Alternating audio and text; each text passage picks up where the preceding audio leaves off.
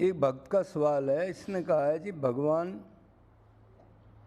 कैसे मिलते हैं। भगवान ने खुद एक अपनी कमज़ोरी बताई है मिलने की, भगत को मिलने की। वो कमज़ोरी भगवान की क्या है? तो ये तो ठीक है, भगवान ने जो गीता कही है, जाते जाते, गीता का मतलब है जाते जाते एक गीत गाना। किस लिए? धर्म की स्थापना की, साधु पुरुषों की रक्षा की, और बाद में चलते चलते ये सोचा अब भैया तो थोड़े जीवों का कल्याण हुआ मेरे टाइम पर, ये बाद में जीव क्या करेंगे। इसलिए भगवान को दया आई। भगवान का स्वभाव दया का है। अगर ये मेरे पुत्र, अब घोर कलयुग आ रहा है, इसमें भोग होंगे, स्वार्थ होगा, आदमी लिप्त हो जाएगा, धर्म कर्म को छोड़ने लग जाएगा। जाते जाते एक गीत गाया, उसको कहिए गीता। एक ही ऐसा शास्त्र है, 4 लाख श्लोक हैं वेद पुराणों में, महाभारत में या अकेले में 1 लाख श्लोक हैं। तो भगवान ने फिर ये कितने श्लोक कहे हैं गीता में? 700 श्लोक। तो फिर क्या जरूरत पड़ी भगवान को? तो भगवान ने कहा शायद ये मेरी वाणी पर यकीन कर ले, तरह तरह का पाखंड फैल चुका है, कम से कम यही सोच ले रही है भगवान की एक ही वाणी है जो अपने मुख से कही है उन्होंने, इस पर ही विश्वास कर ले। इसलिए गीत गाया हमारे कल्याण के लिए। अगर हम फील करें तो, और नहीं फील करें तो वही पशु जानवर की तरह हीन योनियों में चले जाएंगे। भाई कीमत समझे ना किसी चीज की। और सबका बाप ब्रह्मा विष्णु शंकरों का भी जो बाप है, उसने अपने मुख से हमारे लिए कोई चीज कही है। देखो क्या चीज है, समझो इसको, कोई इंपॉर्टेंट चीज होगी। ये फीलिंग करे, कोई रियलाइज करे। अरे ना रियलाइज करे तो कुछ भी हो, उसको क्या परवाह है फिर।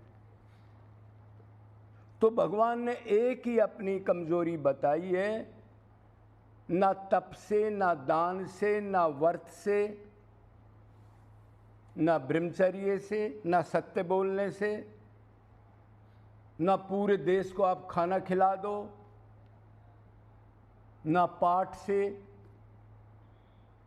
ना माला से, किसी चीज से प्राप्ति नहीं हो सकती भगवान की। तो फिर ये नहीं करना चाहिए।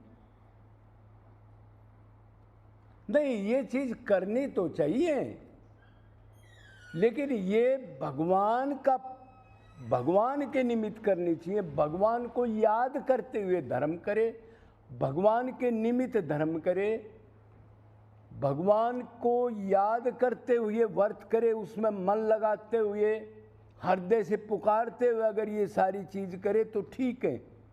अगर भगवान की तरफ ये नहीं ले जाते या उसका पुट नहीं लगता इनमें, तो इनका फल मिलेगा। इनका फल क्या है? स्वर्ग तक ले जाएंगे। क्षणे पुण्य विशंति मृत्यलोक, फिर मृत्यलोक में फेंक दिया जाएगा।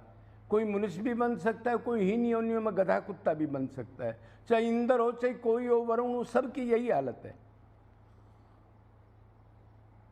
तो भगवान ने कहा है कि मैं सिर्फ अनन्य भक्ति से मिलता हूं। कई बार कहा है गीता में, अनन्यस्ते चिंतन्तो ये मां जना पर्युपास्ते तेसाम नित्यभ्युक्त नाम योगक्षेम बहिनम। जो अनन्य मेरा चिंतन करते हैं, मेरा ही चिंतन करते हैं, मेरे अलावा कोई चीज अच्छी नहीं लगती, दुख सुख भोगते हुए मेरे से ही कोई चाहते हैं। कोई बता दे शिवजी भगवान बहुत जल्दी दे देगा, तो वो कहते हैं हमारा तो कन्हैया है, दे या ना दे भाई हमारे को नहीं पता। ऐसी अनन्यता हो, संशय बुद्धि ना हो, बार बार बदले नहीं, एक जगह स्टैंड कर ले। तो भगवान की कमजोरी क्या हुई? अनन्य भक्ति कर ले कोई। अनन्य भक्ति का क्या अर्थ है? क्या अर्थ है अनन्य भक्ति का? तेज बोल। किसी और का मन में चिंतन भी ना हो, जैसे संसार। अनन्य भक्ति का मतलब है अन्य ना हो। अन्य कौन है? जीव आत्मा और परमात्मा के लिए सब, इसके अलावा सब अन्य हैं। घर के मेंबर हों, समाज हो, देश हो, स्वर्गलोक हो, मुक्ति हो, ये सब अन्य चीज हैं। इनको चाहेगा तो भगवान का प्रेमा भक्ति श्री कृष्ण की नहीं मिल सकती। तो अनन्य में कौन कौन आते हैं फिर? किस किस कौन कौन आते हैं? भगवान, हाँ हाँ, भगवान मतलब राधा कृष्ण सीताराम। कोई सीताराम की करता है, राधा कृष्ण की एक ही चीज़ है, कोई फर्क नहीं है। और ब्रह्मा विष्णु शंकर भी भगवान के स्वांश हैं, मतलब भगवान ही, इनको माया नहीं लगती और भगवान इनसे प्रेम भी करता है। इनके बारे में भी कोई हीन सोच ना आए कभी भी। हाँ, भक्ति हम श्री कृष्ण की कर रहे हैं, लेकिन किसी देवता के प्रति, किसी के प्रति मतलब विपरीत चिंतन ना करें, कि वो भी भगवान के ही अंश हैं। तो अनन्य में आगे राधा कृष्ण, उसका धाम, धाम का चिंतन भी आप निरंतर कर लो। धाम में धामी है ये मान के, अगर ये भगवान का शरीर है, भगवान ने लीला करी है, भगवान इसी वर्ष में लौटे हैं, इधर ही प्रेम दान दिया है अनंत गोपीर अनंत गोपों को, तो ये चिंतन भी आपका भगवान की भक्ति कहा जाएगा। तो प्रभु के गुण रूप लीला धाम, राधा कृष्ण और भगवान के प्यारे भगत, इसको कहते हैं अनन्य चिंतन। इससे बाहर ना जाए, यही भगवान ने कमजोरी बताई है। भक्ति तो अनंत जन्मों में की है, लेकिन यही किया है, ये भी चाहिए, ये भी चाहिए, कह रहे ये नहीं चलेगा इधर। एक तरफ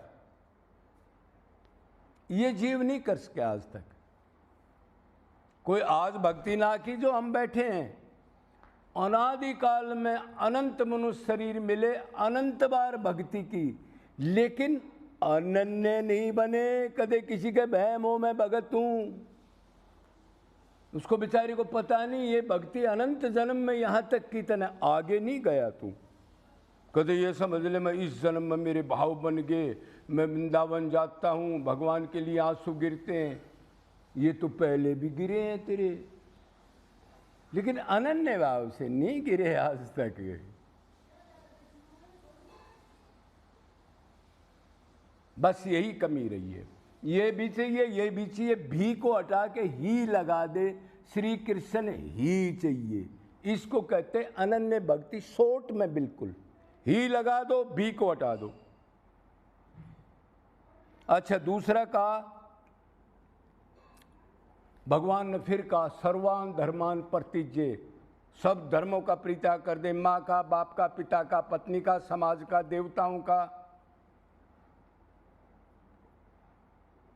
माम एकम शरणम व्रज, यही अनन्य भक्ति के लिए कह रहे हैं वो भी इधर। माम एकम शरणम व्रज, मेरी ही शरण आ जा, भी नहीं लगाया अब। और फिर भगवान कह रहे हैं मन मना भवै मद भक्ता मदाजी मान नमस्कुरुम वाम वशेषी सत्यम ते प्रतिज्ञा न प्रियोसी में। मेरे में ही मन लगा, मेरी ही भक्ति कर, मेरे को प्रणाम कर, मेरा का ही चिंतन कर, मैं सत्य कहता हूं, उससे प्यारा मेरा कोई नहीं है। फिर कह दिया, फिर कहा अनन्य चेता सत्यम यो मा समर्ति नित्य तस्माम सुलभ। अनन्य चिंतन कर मेरा, मेरा ही चिंतन कर। फिर कहा सत्यम सदा, दोबारा कहा भूल ना जाए, क्यों खोपड़े में कुछ है ही नहीं, अभी तो 1 मिनट में भूल जाता है। बाजार जाओ, क्या लेना था जी, भूल के आ गया। और कह रहा मैं बड़ा बुद्धिमान हूं, 4 चीज याद नहीं रहती उसको। और फिर उसको उसकी घरवाली भी कहती है बुद्धू मैं पहले ही जानती हूँ, तू है ही नहीं कहीं से भी। फिर खड़ा हो गया जाके उसके आगे, वो डांट मार रही है। तो उसमें भी कहा अनन्य चिंतन सत्यम यो मां समर्ये नित्य तस्मैम सुलभ। अर्जुन, इतना सुलभ हूं मैं, इतना आसान हूं, एक ही जगह कहा सुलभ, कहीं नहीं कहा गीता में। बस मेरा ही चिंतन कर लो। ना इधर रंगने के लिए कहा माथा, ना ये बड़ी बड़ी माला के लिए कहा, ना एकादशी के लिए कहा, ना प्याज लहसुन चाय के लिए कहा। बीमारी मन में है, भारी बीमारी नहीं है, इससे शुद्ध नहीं होगा ये कबाड़ डालने से। अब परिक्रमा कर रहे हैं और चिंतन घर का कर रहे हैं, फोन सुन रहे हैं और हंस रहे हैं और परिक्रमा कर रहे हैं। करे ये मैं नोट ही नहीं करूंगा।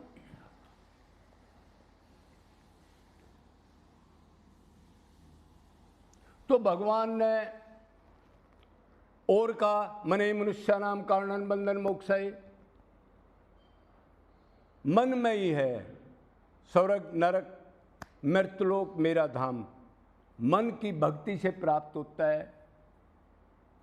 तो अब आप समझ के ज़्यादा बताने की जरूरत नहीं है, सार कोई पकड़ना है। अब भगवान ने एक ही कमजोरी बताई है। कमजोरी तो भगवान की क्या है, वो प्रेम और सर्द। बेचारा इतना दुखी है कि मेरे पुत्र किसी तरह भी आ जाएं तो मैं इसको टैक्टिस बता दूं, ऐसे मिलता हूं। और किसी की मत मानना, कहीं ब्रह्म कुमारी चल रही है, कहीं निरंकार चल रहा है, कहीं आर्य समाज चल रहा है, कहीं कोई चल रहा है। इन्होंने सब ने भगवान की भक्ति को पलट दिया, हटा दिए लोगों को। कोई गुरु ही भगवान बन के पूजा करा रहा है दिन रात, मेरे कोई ध्यान करो, मेरा ही मंत्र जपो। घोर कलयुग है ये। भगवान की वाणी मान लो, उसकी तो मान लो, किसी आदमी की नहीं मानते तो, और उसी का आचरण कर लो। क्यों संशय करते हो? संशयात्मक बुद्धि विनश्यते अर्जुन। जो मेरे को सब कुछ नहीं मानता, वासुदेव सर्वम, उसका तो पतन हो ही जाता है कि वो गलत जगह पर जाएगा, गलत आचरण करेगा, तरह तरह के धर्मों में और मतों में जाएगा और उसका ये जीवन खो जाएगा। तो यही काम करना है। इसी को कहते हैं अनन्य भक्ति। अनन्य भक्ति किसी जन्म में चाहे अरब जन्म के बाद कर लेना, उसके बगैर माया तो जाएगी नहीं। और फल वाली चीज कर्म करोगे तो कर्म का एंड होगा, फल मिलेगा तो उसका भी एंड होगा। एंड होने वाली चीज नित्य आत्मा को कभी शांत आनंद नहीं दे सकती। कितने दिन कुछ भी कर लो। जी जी।